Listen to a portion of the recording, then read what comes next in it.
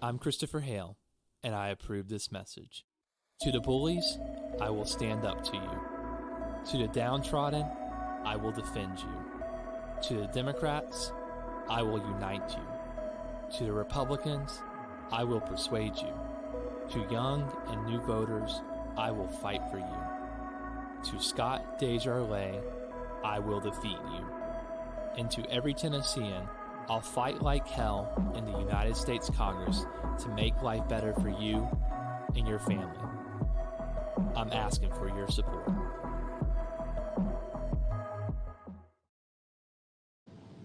Hello, everyone. It's Christopher Hale here in Murfreesboro, Tennessee at my headquarters on South Church Street.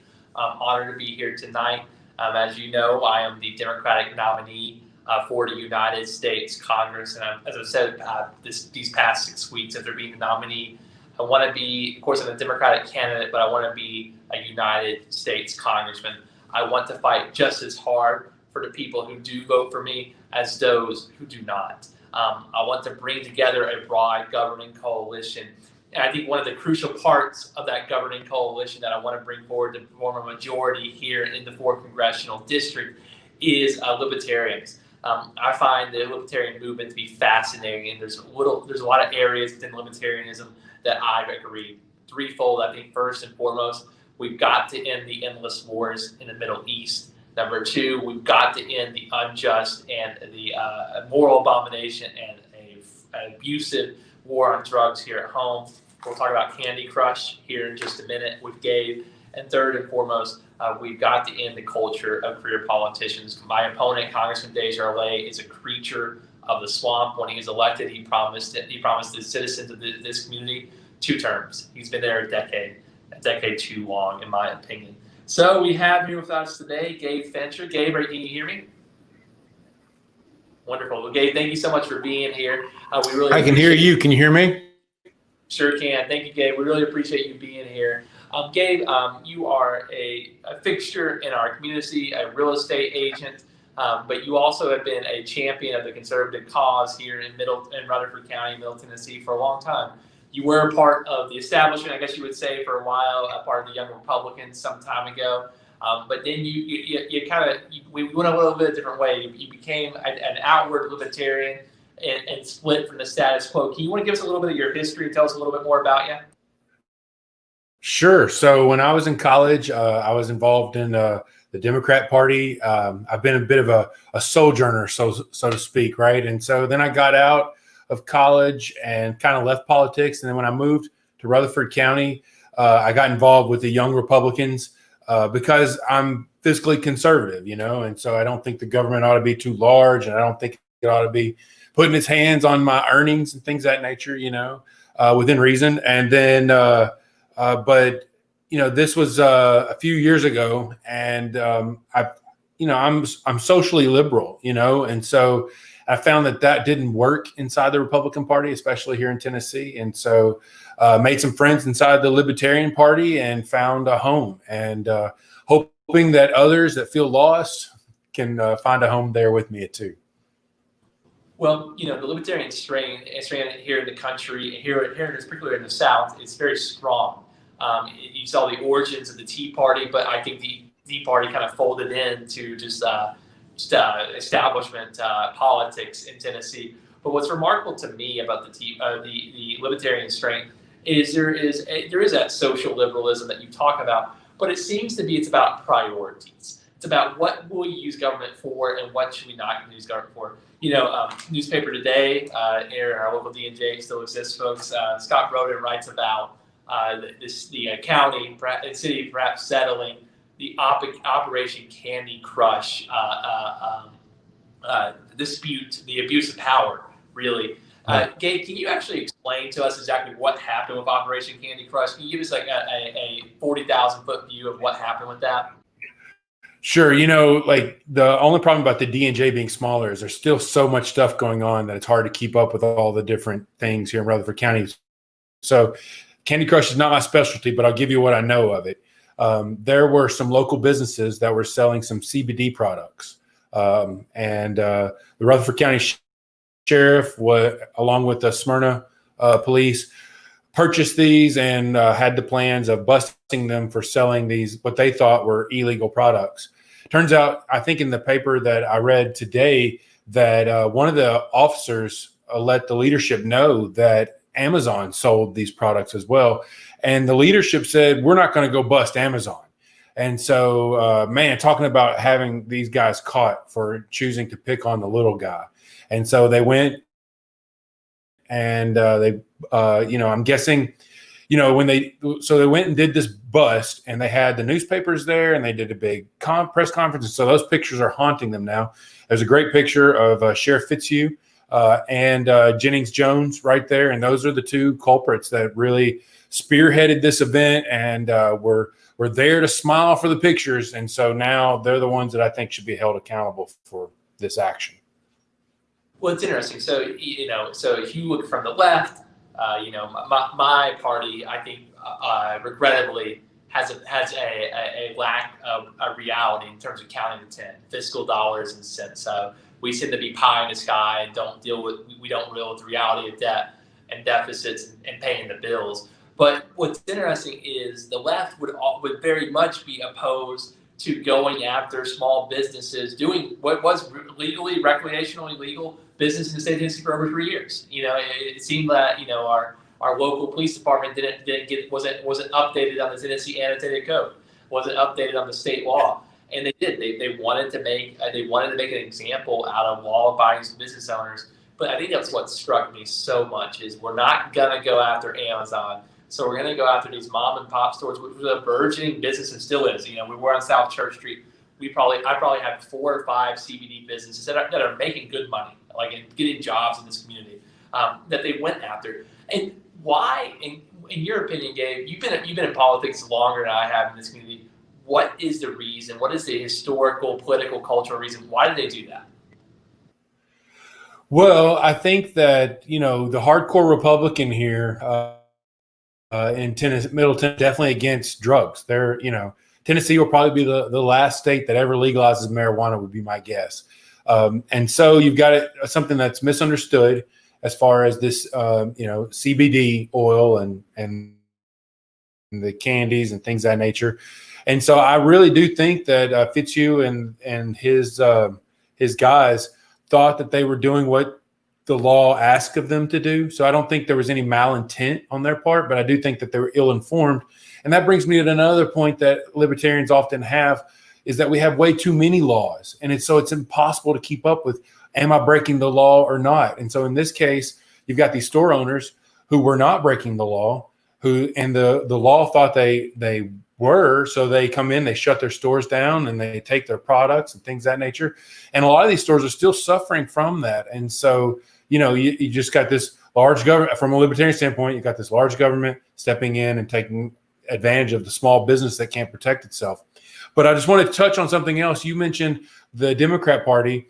What I like about your campaign, other than your Hale yes, is that your campaign reminds me a lot of the Bill Clinton style campaign as far as fiscal conservatism inside the Democrat Party.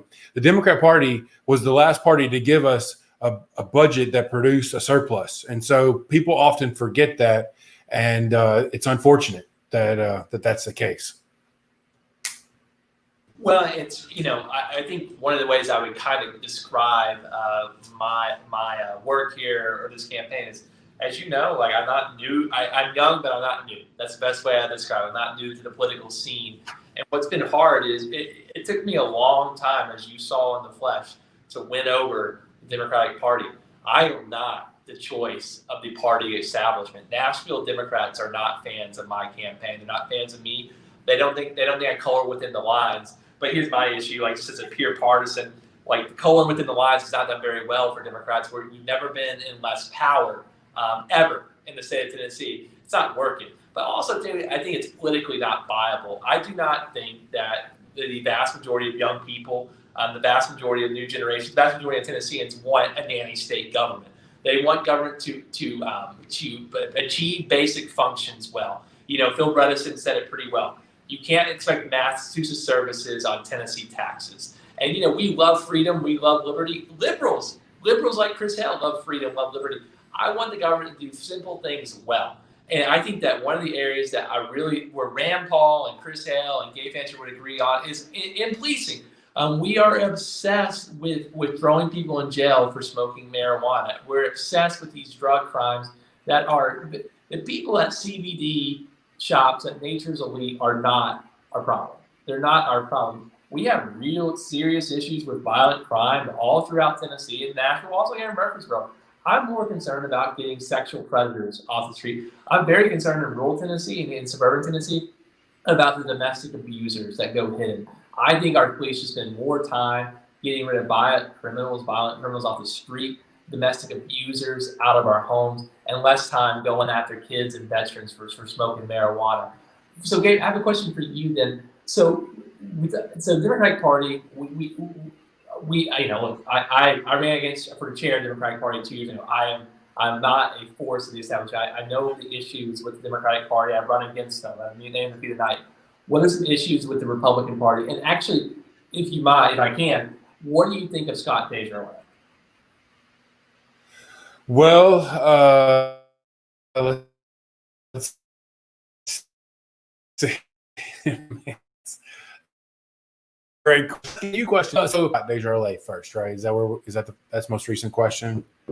I think, when you say that Scott has become a member of the swamp, I don't know if I completely agree with that statement. He has been there longer than he promised, and that upsets me because I think people should go to Washington and surf a little bit and then come back home, And so my problem with DesJarlais is that I don't see him in Murfreesboro enough.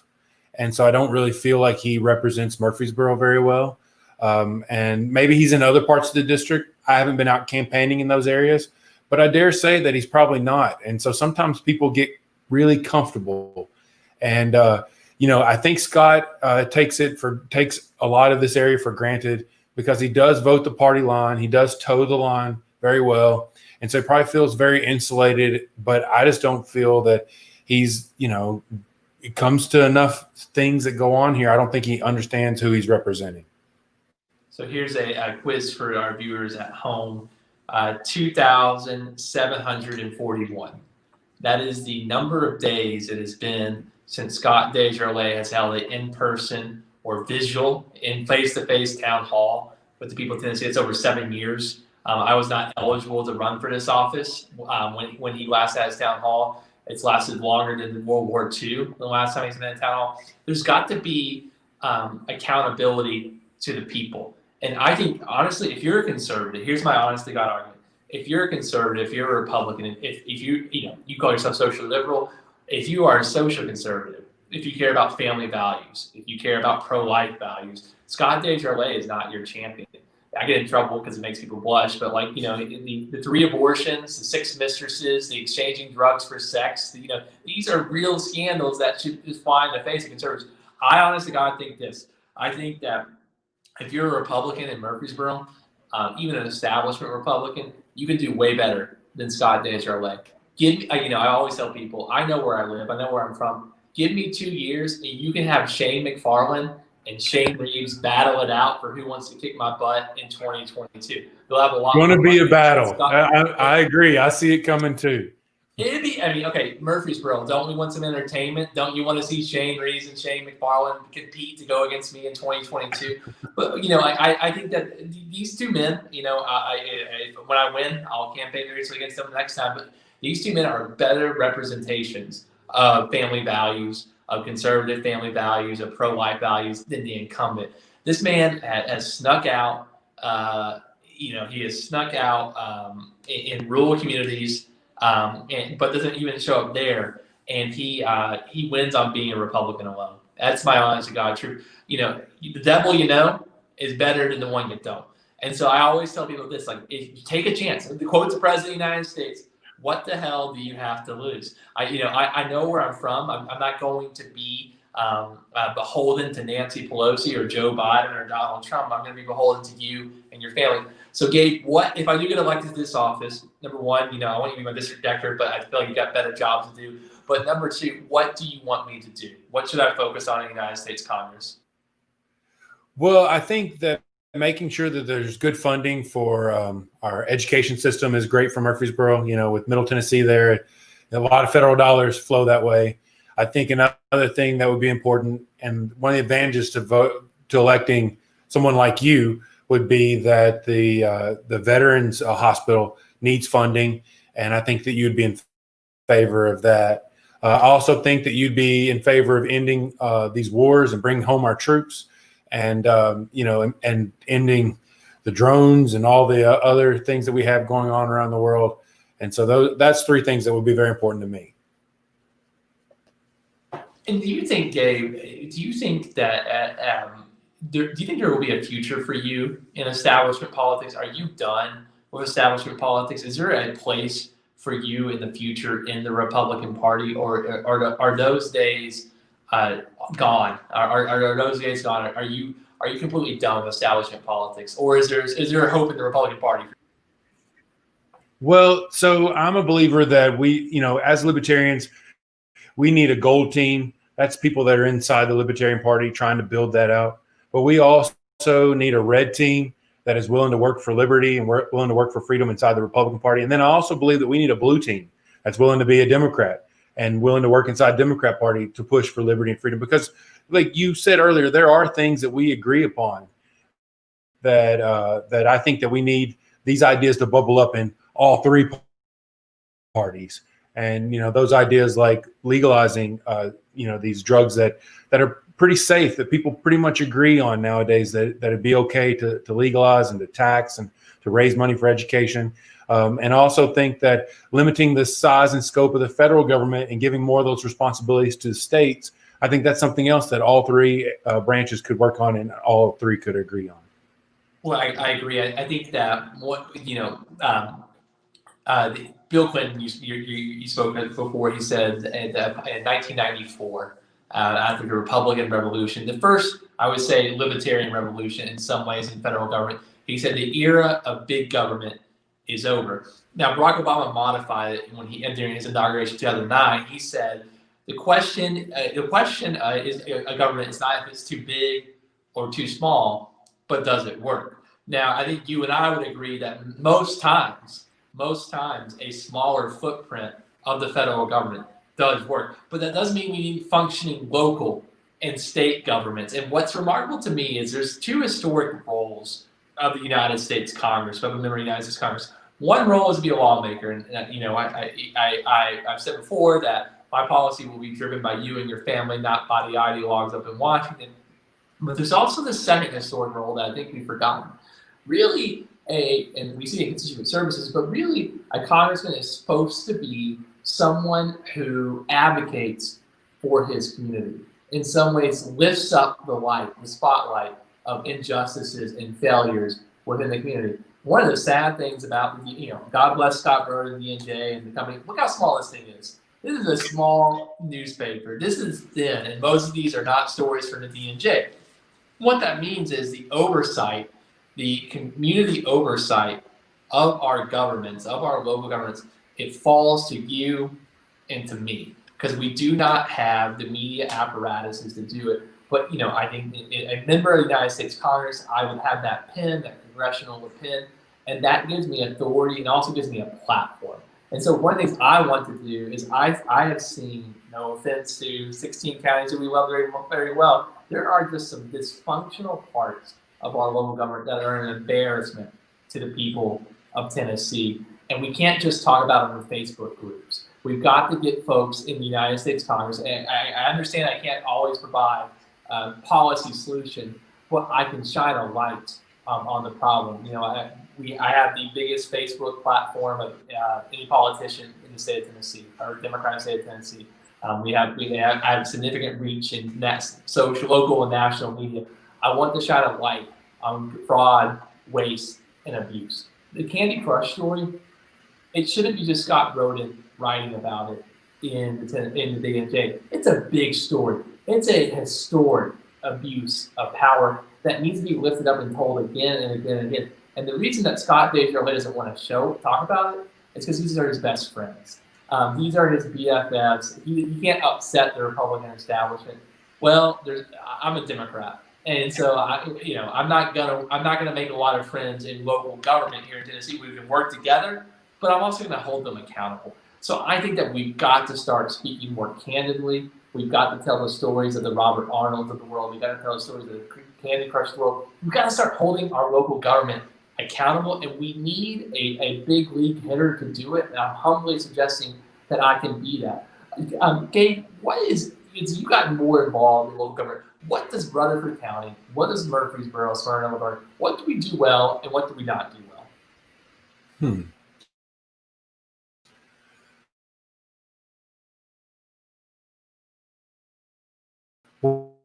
What do we do well?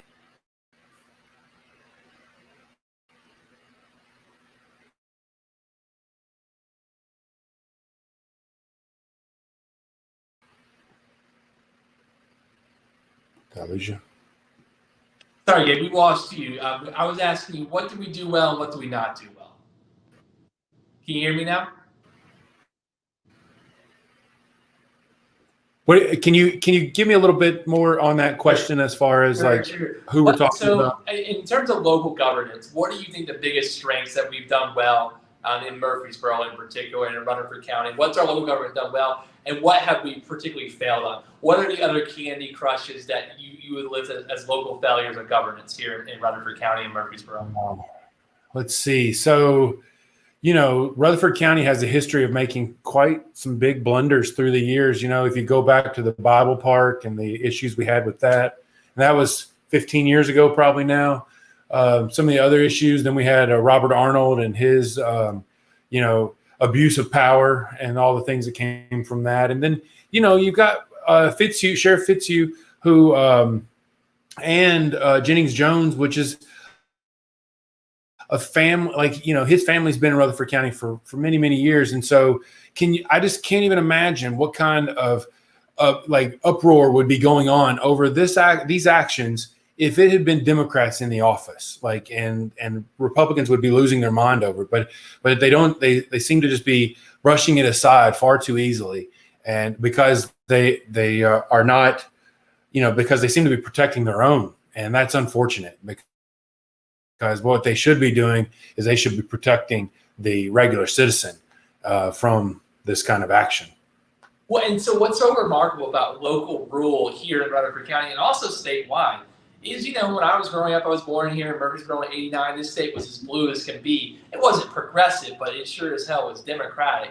But what happened was the takeover. So it was a one-state party. There wasn't good oversight. We had corrupt Democrats that went to jail. In 2006, Operation Rocky Top we had, and then, of course, in the 80s, Tennessee Waltz. We had, significant corruption. We had a jail in the 70s for selling pardons. It was one-party rule. But what's so remarkable is the switch to a GOP-dominated state happened so quickly, that immediately we became a one-party state again.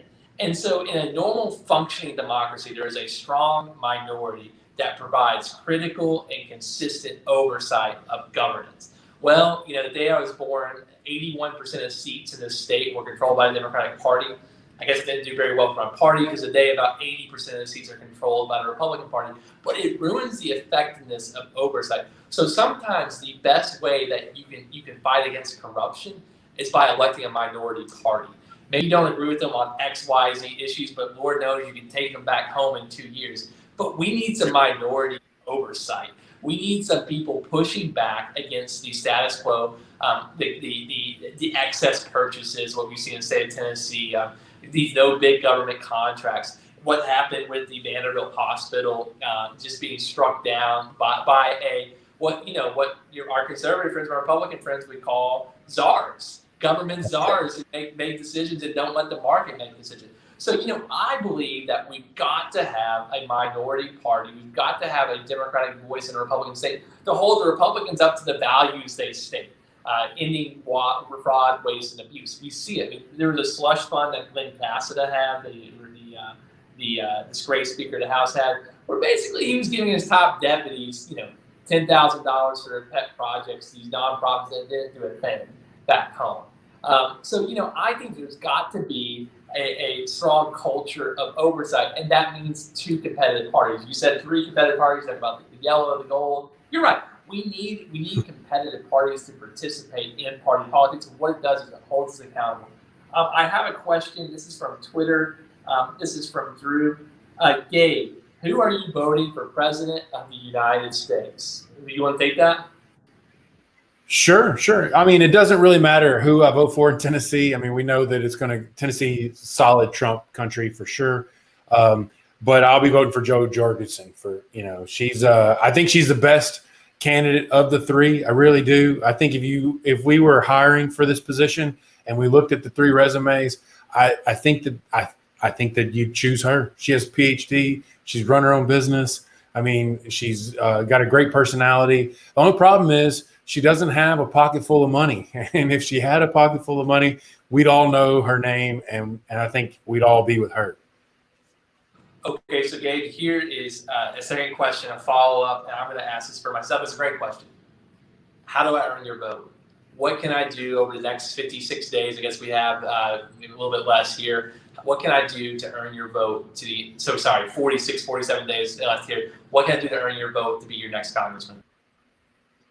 I think that what I would tell you is what I tell anyone. The first thing you have to do if you want to earn someone's vote is you have to ask for it, right? And you are here meeting with me. You're asking for it. That's much further than your opponent has done so far. And I think that you being out in the community is huge, man. I think that's big because you're out asking people for their vote. And that's what you have to do if you want to win races. That's what I believe, at least. And so I'm glad you're making time for me and for all of the people here in this district. Well, that's my goal. I know that I'm running in a state, a community that if I got everyone that was on Team Blue, that there was, Hillary Clinton lost by 41 points. There is no pathway forward to me just being a Democratic congressman. I want to be a United States congressman for this community, for the 4th congressional district.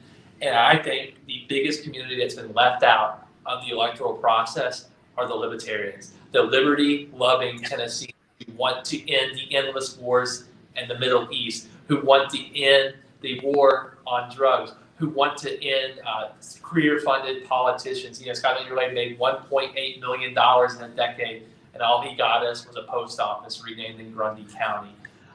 Gabe, I want to give you a chance to close out.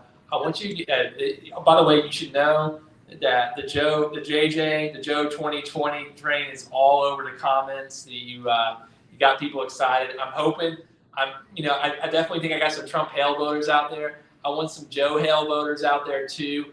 You know what? We will get you the yellow signs, the golden yellow signs. We will get the hell yes. Wow. Know that we'll do it. I promise. Make it order. We'll do Joe Hale signs so that you all know. Jorgensen and Hale, Jorgensen go and Hale, that we can work together in Washington. I want to give you a chance to close out and give your final pitch to people in Tennessee why libertarianism is the best way forward for this community. Well, I think that most people in Tennessee, they do believe that the government should be wise with their tax dollars. And so Libertarian Party is definitely fiscally conservative. We believe that the government that governs the closest to the people is the best government, right? We want our government to be held accountable. That most easily happens at the local level. So that's why I pay such close attention to Rutherford County politics. I pay closer attention to